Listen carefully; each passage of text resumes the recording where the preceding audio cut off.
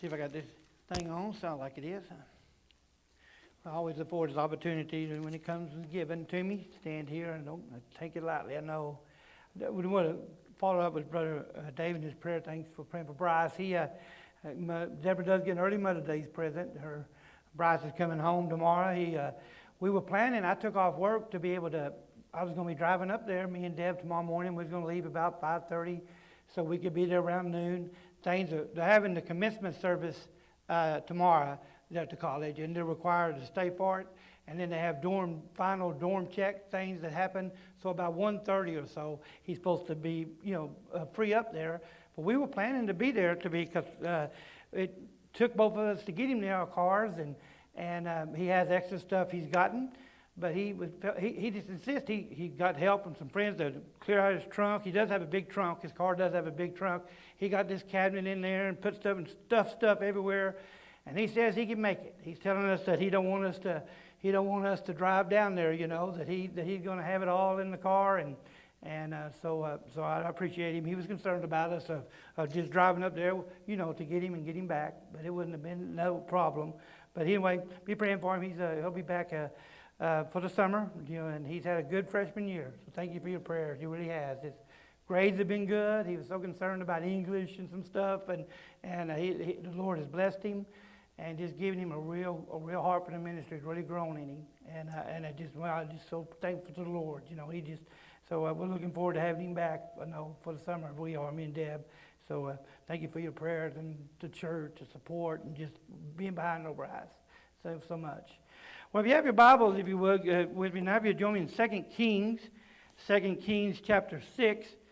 We'll start there and read a couple of verses, then we'll go to chapter 7. But 2 Kings chapter 6. The title I like to give little titles, the message and stuff. The title I would give of this would be, "We do not well, we must go tell." We do not well, we just must go tell. All right, if you got the place found there, we'll read here in 2 Kings chapter 6, verse 24. "And it came to pass after this that Ben-Hadad, king of Syria, gathered all of his host, and he went up and besieged Samaria. And there was a great famine in Samaria, and behold, they besieged it."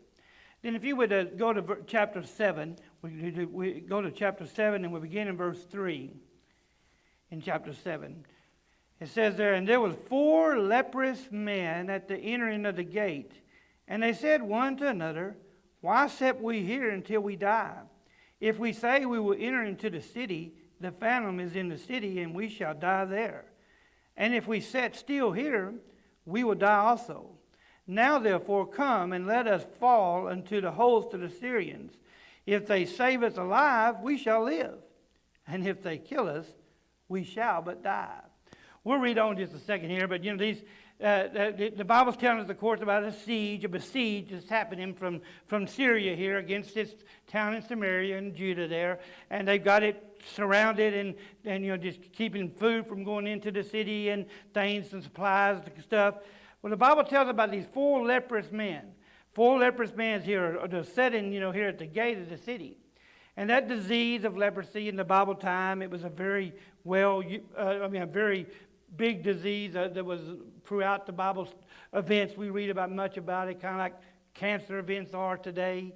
Leprosy, was the big news, seems like, at the times then. And these 4 leprous guys were saying, hey, if we go into the city trying to find food and trying to get something to survive to, the people in the city already can't get food, and they're sure not going to help us. We already were an outcast of our leprosy, and if we go in the city and seeking and trying to find some help, then we're not going to get any. And then they say, well, if we just sit still here, if we just sit here and just hope for something to happen, they're saying, hey, that's not going to be any good either. Just to sit here, we're going to die doing that. So they come to this, they say, hey, let's just go to the camp of Syria, the enemy camp or the camp surrounding. Let's just go. We can just go to that camp, and maybe they'll just take us prisoner or take us captive, to go into them and sustain us, keep us alive or whatever. And they said, the worst that can happen is they can just kill us. And we're going to die either way, right? You know, that's what they were saying there. Well, they go on and they head to the camp of the Syrians. And it says in verse 5, and they rose up in the twilight to go into the camp of the Syrians. And when they were come to the uttermost part of the camp of Syria, behold, there was no man there. For the Lord had made the host of the Syrians to hear a noise of chariots, and a noise of horses, and a noise of a great host. And they said one to another, Lo, the king of Israel has hired against us the kings of the Hittites and the kings of the Egyptians to come upon us. Wherefore they arose and they fled in the twilight. They left their tents and their horses and their asses, even the camp as it was, and they fled for their life. Man, what an event's happening here. Read about that. God now has, unknown, of course, to these leper men that are heading that way, God has put into motion a plan, or God has placed into play here. He caused the Syrian army that's all camped out there to hear sounds of a great army, just falling in, approaching them, coming at them, horses and chariots, and a noise of a great army. Then they evidently, it was very, you think Hollywood can make a production, maybe. God beat that here, it would definitely beat that, didn't he? They put on a thing that these soldiers, this whole army, but it had to be that they felt like it was that they were upon them right there, and they had to drop everything. They had to jump from their tents. They didn't gather nothing. They left their horses, they left their animals, they left their food, and they just took off. They just fled. They said they just fled, and they were gone. Well, these lepers now coming up. Here we're going to get to them coming up to the outer part of the camp, and I'm sure they're kind of slowly watching and waiting to be, pounced on by the outer guards, or waiting to be taken captive. And it says there, and when the lepers came to the uttermost part of the camp, they went into one tent and did eat and drink, and carried thence silver and gold and raiment, and they went and hid it. And they came again and entered into another tent, and they carried thence also, and they went and they hid it. Man, now they've coming in now to this, to this camp, the Syrians, and no armies there. Everything's left intact of the tent, raiments and silver, food's even cooking out around the campsite, everything they could want.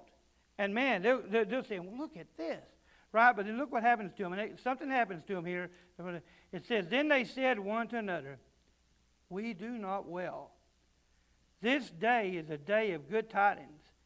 And if we hold our peace, if we tarry till morning and light, some mischief will come upon us. Now therefore come, that we may go and tell the king's household. So these four lepers, they said, hey, we're not doing too good here. We have come in the midst of some good news, great news. We have came into we know now that our great God, the God above, has provided a great victory at hand. In other words, the Syrian army is gone, and now we know this. The camp is empty. Everything's available to everybody. And they said, man, if we just stay this news to ourselves, if we just hide this stuff and keep this to ourselves, even one night, even through the night, they said, hey, that is not going to be good. That is not going to be good. They said, we must go tell. We must go tell the news that's happened. Well, we're about to see here. You're going to see immediately when they decide to go tell, which is good. They go tell. But when they go tell, I want you to pick up on here, they're not going to be believed at first. They're not going to be counted for what they're saying to be as being accurate and stuff. But look what it says. It says, so they came to the porter of the city, and they told them, saying, we came to the camp of the Syrians, and behold, there was no man there, neither voice of a man, but horses tied and asses tied, and the tents as they were. And he called, and he called the porters, and they told it to the king's house within. And the king arose in the night, and he said unto the servants, he says here, I will now show you what the Syrians have done to us. They know that we be hungry, therefore they gone out of the camp to hide themselves in the field, saying, when they come out of the city, we shall catch them alive and get them into the city. So now the king of Israel in here, or the king here in Samaria in this town, he's telling the porters here, I don't know about this news. I don't know about this news that's been brought to us. That he's saying, hey, let me tell you what's going on here is these Syrians, that they don't want to do the long wait. They don't want to just wait this long old besiege and this long old time. They want to trick us out of the city. They're making it look like they're not there, but they're hiding out in the fields. They're hiding themselves in the trees or whatever. And when we come out of the city and to head to that camp, they're just going to pounce on us, so ambush us, or whatever it be called. And so this is how the king here is taking this news. And then one of the servants in verse 13 answered and said, Let some take, I pray thee, 5 of the horses that remaineth. And that's always sad when I read that. Think about it. He said, 5 of the horses that remaineth. That means they've already killed all of the horses, or already had to eat them, or whatever, for the food. Such a famine is so great. Let us take 5, that still remain.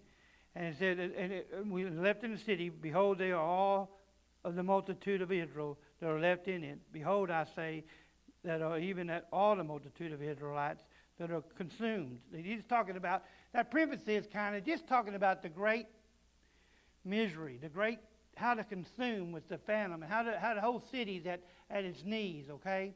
And then he goes on and says, let us send and see. So they took therefore 2 chariot horses, and the king sent after the host of the Syrians, saying, Go and see. And they went after them and to Jordan, and lo, all the way was full of garments and vessels, which the Syrians had cast away in their haste.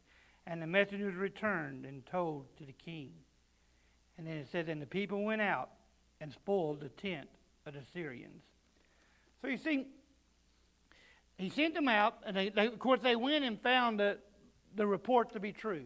They found out that all along the way to the Jordan River there was just stuff, clothes and spears, and just a fleeing army, just stuff cast to the side.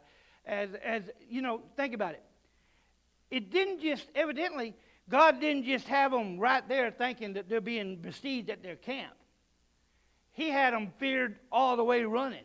I mean, they were being chased. They were being pushed out of the countryside. God, He don't do anything halfway, is what I mean. My God, He took them and fled them, and they were still dropping off stuff. They were fleeing further as they left, as they got away from there. And that's what they saw. That's what they saw as they went. And so of course the king is told this news about that, and then the people get to go, and they get to what God has provided. When I see that, when I read that story, and it's Kings, and it's a true event, it happened. It's not a make-believe story. It's a true event of happening, but it's always there for our learning, for our understanding. And I think about us today, 2023, in Slaton stuff. We have the good news. We really do. We have the best news of all, don't we? We really do. Like Brother David was saying, it is the problem of the nation. The spiritual problem is it. The problem is the spirit of our heart. I mean, and I really do believe that you've got all kind of issues on either side that can look at. You've got all kind of problems and greed and I don't know the words can be used.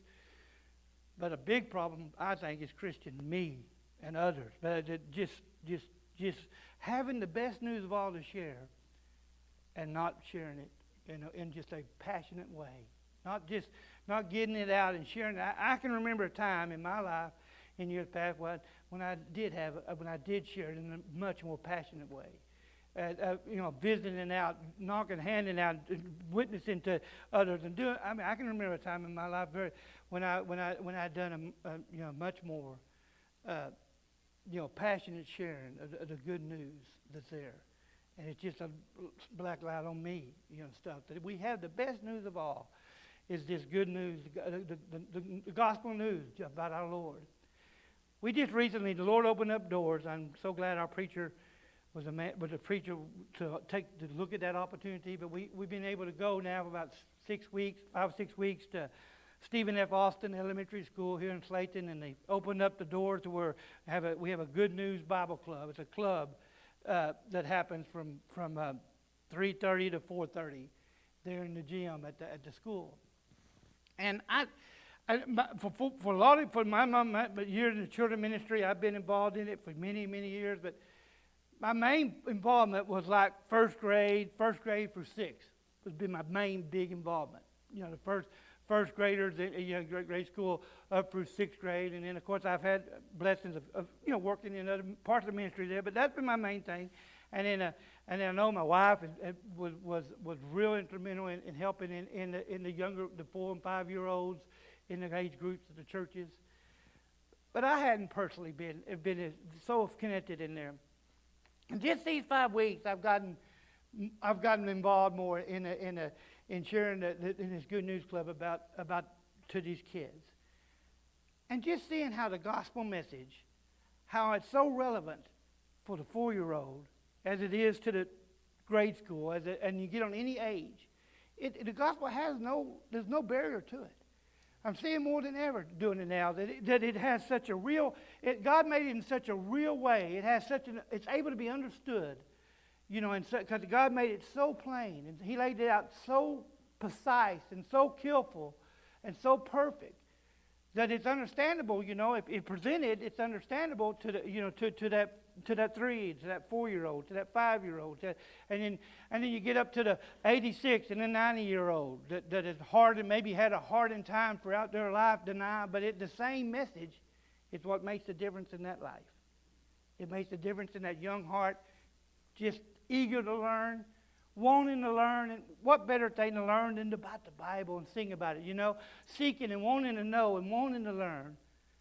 And then seeing to be able to be fed the good news, the gospel news. And then you get through it's so much harder as you get into the older years for the gospel to make its penetration because of the hardness of the human heart.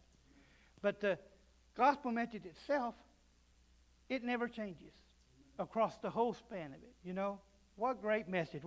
And we have that message. And like I said, I've been more encouraged and more enthused in my heart of this opportunity of going to the school like this, and we have the Lord bless with some such great servants here at Bible Baptist Church, and like I say, our preacher the opportunity given there and stuff. But just it's opened up more to me to see that we must go tell the news and share the news, the gospel news, with a greater passion than ever before. I'm looking forward to. Bryce was. When he was like 4 and 5, 6 years old, when I was real involved on a bus man of knocking the doors and stuff and stuff, and he with me as that young little boy, right? Those years separated away, and we stayed heavily involved. And I love our church is heavily involved. I'm not trying to come across any negative there. I don't mean that, but Bryce is talking to me. He's talking to me now about how I'm looking forward. We get back. We got to go.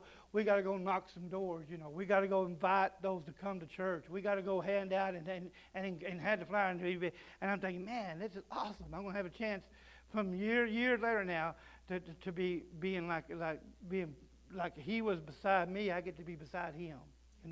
I get to be beside beside him, and him being the main lead to me, or whatever, to do and to go and to tell, and that's what I'm seeing when I'm reading tonight about this story in 2 Kings.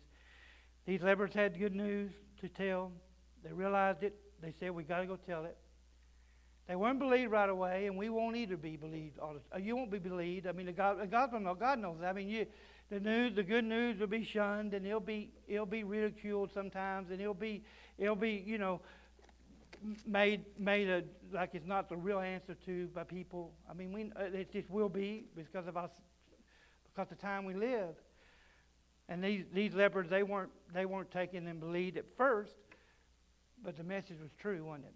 The message was true. The hope that the people needed, the food, everything was provided for them. It was there. They had to get up and go take it, though. They had to get up and go get. They couldn't just wait back and say, drop it down or whatever. They had to go get. And that's the my encouragement to me, and is that we had the best news of all, and we just need to realize that we do. The best news of all is just the gospel of our Lord Jesus Christ and His message, the death, burial, and resurrection of our Lord. Just the message that He offers. We do not well unless we go tell, right?